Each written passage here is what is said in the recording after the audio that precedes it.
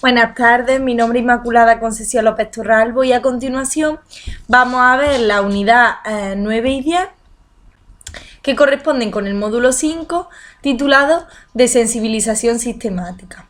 Pues bien, en primer lugar tenemos que es la desensibilización sistemática.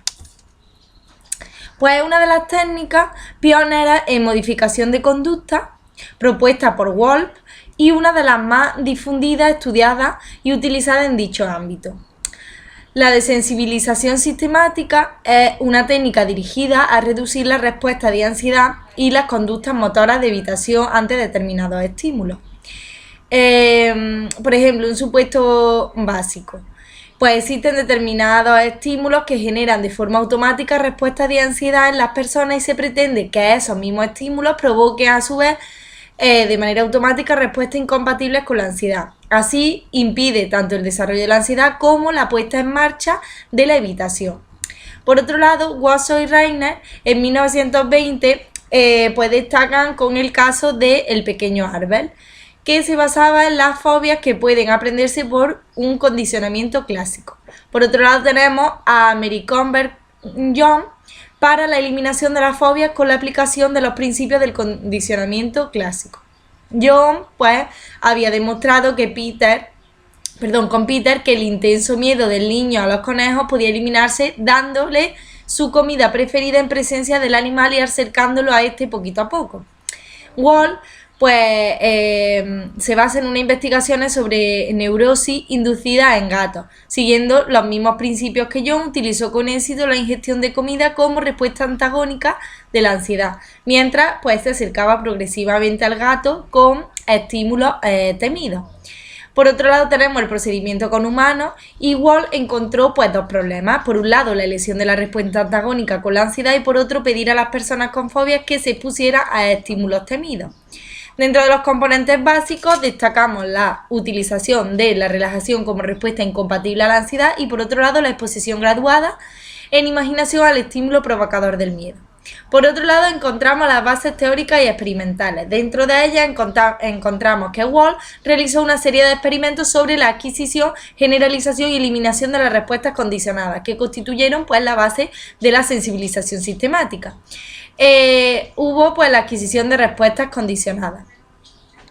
Pues bien,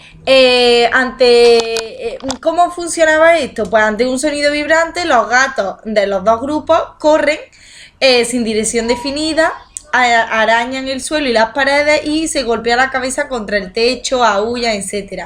En una prueba posterior, pues los gatos ya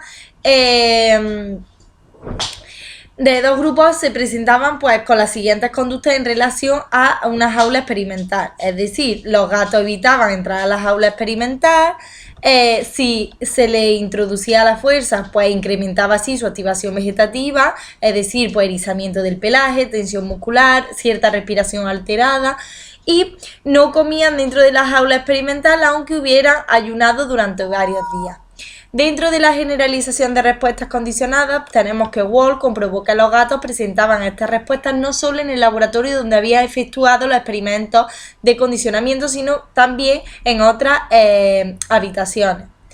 Por otro lado, tenemos la eliminación de respuestas condicionadas, dentro de las cuales encontramos el procedimiento de contracondicionamiento para eliminar las respuestas condicionadas de los gatos y se ordenaron jerárquicamente los lugares dentro de la sala A con distancias cada vez menores a la jaula experimental y en la propia jaula.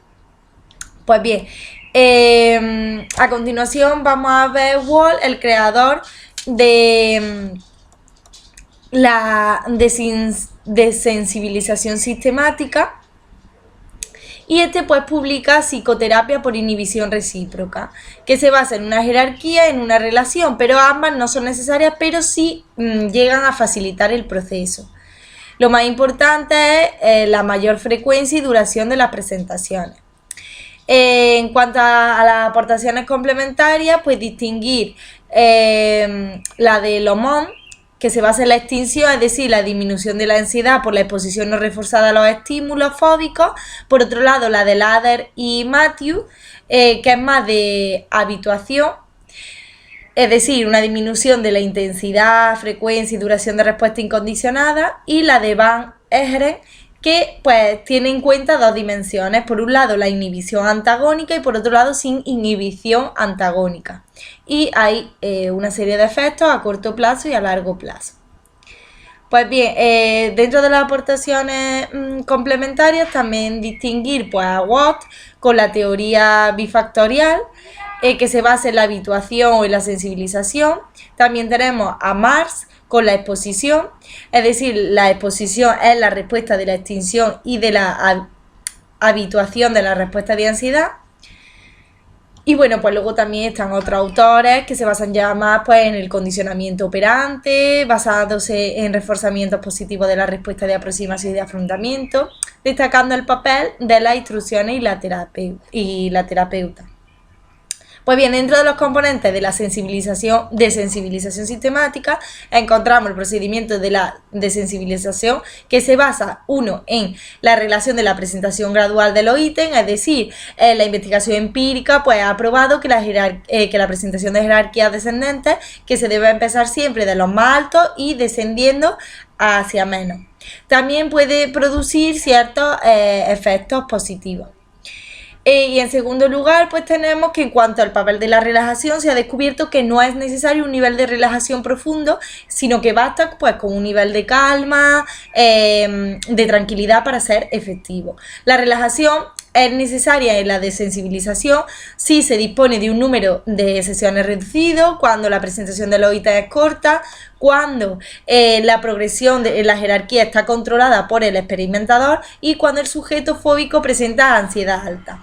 Por otro lado, encontramos los ámbitos y condiciones de aplicación de la desensibilización sistemática, y es que la desensibilización sistemática pues, es un tratamiento eficaz para la eliminación de esos miedos, trastornos fóbicos y de ansiedad. En todos aquellos casos en los que se den estímulos condicionados de ansiedad, ya sea por insomnio, adicciones, siempre y cuando se cumpla pues, una serie de condiciones.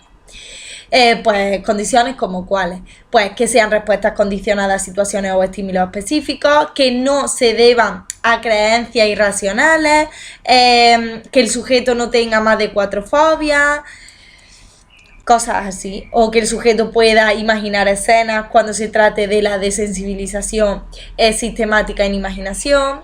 Pues bien, también encontramos la eficacia o evidencia empírica de la desensibilización sistemática, pues se puede dar lugar por 3 vías: uno, en estudios de casos tratados, o en trabajos experimentales con poblaciones subclínicas o análogas, o bien en trabajos experimentales con poblaciones clínicas, aunque se han realizado con muestras pequeñas y con escaso control experimental, los resultados suelen ser pues favorables. Por otro lado, y ya yéndonos a la unidad 10, nos encontramos con el procedimiento básico de la aplicación de la desensibilización sistemática. Pues bien, en cuanto al proceso, encontramos en primer lugar la elección de una respuesta incompatible a la ansiedad. ¿Cuál va a ser esta? Pues la relajación. En niños, pues a través de imágenes emotivas de Lázaro u escenificaciones emotivas de Méndez. Por otro lado, tenemos en segundo lugar la construcción de una jerarquía de ansiedad, que puede estar dividida pues, en varios tipos, como son las temáticas, espaciotemporales o místicas o combinadas. Y también dentro de ellas pues, hay ciertos elementos como son pues, elementos concretos o elementos realistas o relevantes para el sujeto o bien elegidos por el propio sujeto. Además tenemos una evaluación y práctica en imaginación que consta comprobar a 3 aspectos. Uno es la capacidad de imaginar con viveza y realismo. 2, que las situaciones imaginadas produzcan cierta ansiedad y que el mero hecho de imaginar no produzca ansiedad. Por otro lado tenemos el proceso de la sistematización sistemática propiamente dicha, si cuando se presenta el ítem el sujeto pues informa de ansiedad o bien tras 2 presentaciones consecutivas sin ansiedad, que es igual pues a un ítem desensibilizado. Por otro lado encontramos las variantes de la desensibilización sistemática. Dentro de ellas pues vamos a encontrar La desensibilización automatizada, que es aquella que es grabada. La autodirigida es que el propio sujeto es el que aplica el procedimiento, y en grupo pues es el mismo miedo al ritmo un poco más lento. Por otro lado también tenemos las variantes de la respuesta inhibidora de ansiedad, que sería pues el ira inducida, imágenes emotivas, o otras respuestas antagónicas como son la risa, el juego, la comida. Dentro de las variantes con estímulo estereoceptivo encontramos la desensibilización en vivo o la desensibilización enriquecida. Y dentro de las variables de afrontamiento encontramos la desensibilización de autocontrol y la desensibilización de autoinstrucciones, que esta pues se basa en que se entrena al sujeto en la elaboración de autodeclaraciones de afrontamiento o autoinstrucciones que debe aplicar cuando se le presente las escenas de imaginación. Pues bien, hasta aquí llegaría este módulo, y me gustaría dar gracias por su atención.